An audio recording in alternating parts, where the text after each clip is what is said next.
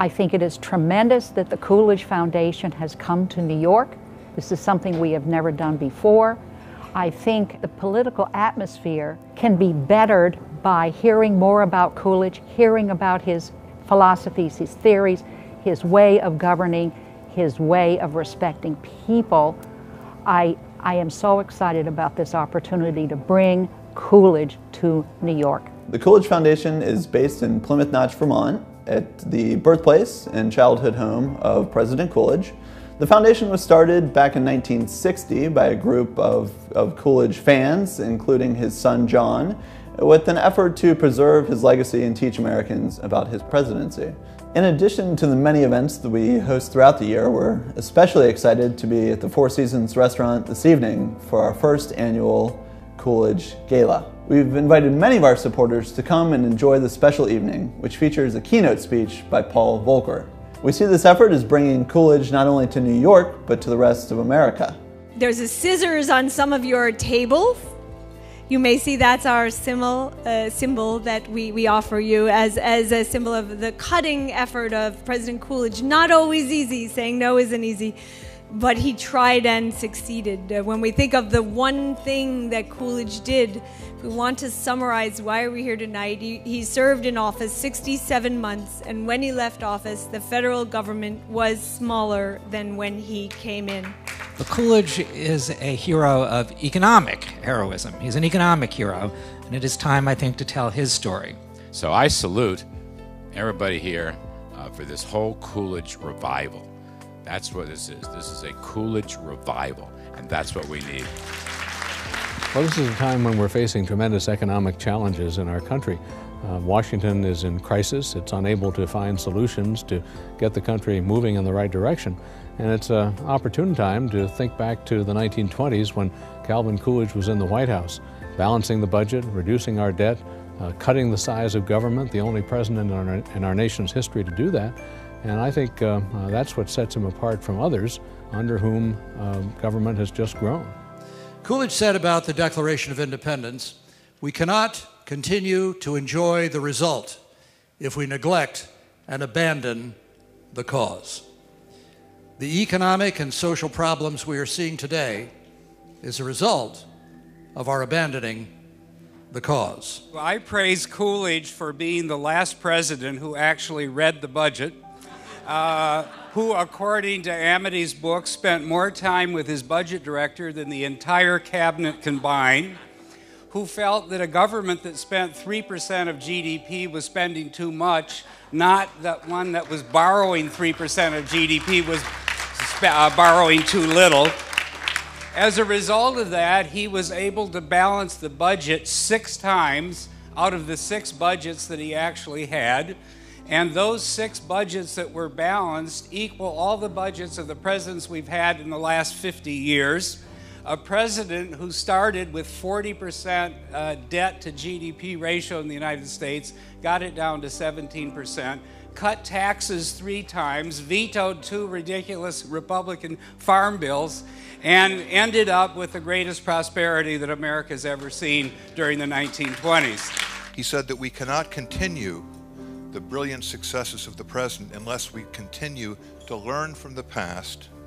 It is necessary to keep the former experiences of our country continually before us if we are to have any science of government. If we wish to erect new structures, we must have a definite knowledge of the old foundations. On another occasion, he said, "To honor the past is to render more secure the present."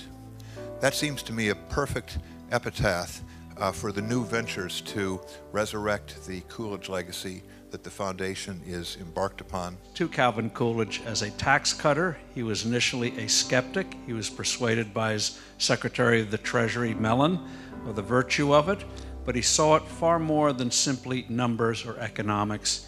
He began to realize reducing the tax burden enormously increased the scope of human endeavor. And that's why the 20s was what it was, one of the most extraordinary, innovative, creative decades in human history. And if you think that was just inevitable, contrast it to that of Britain, which was a miserable decade. They had the wrong environment. Coolidge created the right environment, and realize that genius is not in Washington, but with the American people. Toast to Coolidge, the tax cutter. Power to tax is the power to destroy. I know, but that was 100 years earlier. Well, We've forgotten about that. often there are truths from our previous generations that would serve us so well if we'd pay attention to them today. Yes, and you were very strong on that. You were always consistent. Save money, don't spend, and God will reward you. I am reminded of something I said. I believe it was at the College of William and Mary. I noted that just because something ought to be done, it does not necessarily follow that the federal government should do it. Tonight, we'll give the first annual Coolidge Prize for Journalism. This is a $20,000 prize that goes to the journalist who our judges believe best exemplifies the values and spirit and style that Coolidge himself promoted. We'll also give the Calvin Prize for Youth.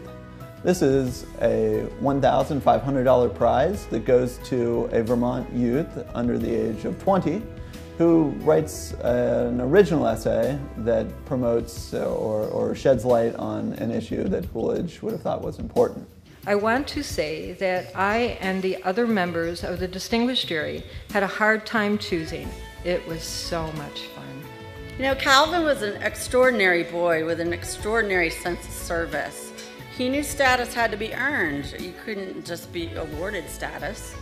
When President Coolidge became president, he received a letter from another young child congratulating him on being first boy. Calvin replied, and I quote, "I think you are mistaken for calling me the first boy of the land, since I have done nothing. It is my father who is president. Rather, the boy of the land would be some boy who has distinguished himself through his actions." End quote. It's this kind of service that we hope to memorialize with our new prize. The winner is Abigail Millard. Congratulations. And now we come to that time you've all been waiting for, presentation of the first annual Coolidge Prize for Journalism. We are thrilled by the response the Coolidge Prize has received from the journalism community. In its first year, the prize attracted more than 80 writers from throughout the country who submitted pieces for consideration. On behalf of the Coolidge family and the Calvin Coolidge Memorial Foundation, I am pleased to announce that the recipient of the first annual Coolidge Prize for Journalism is, this is like the Emmys or something. Like the Academy Award, isn't it? Is, the award goes to Holman W. Jenkins Jr. of the Wall Street Journal. Congratulations. There you go.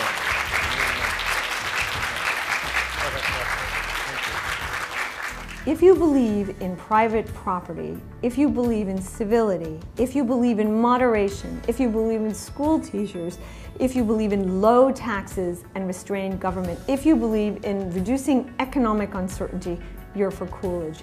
You need to help build him up so others can see him.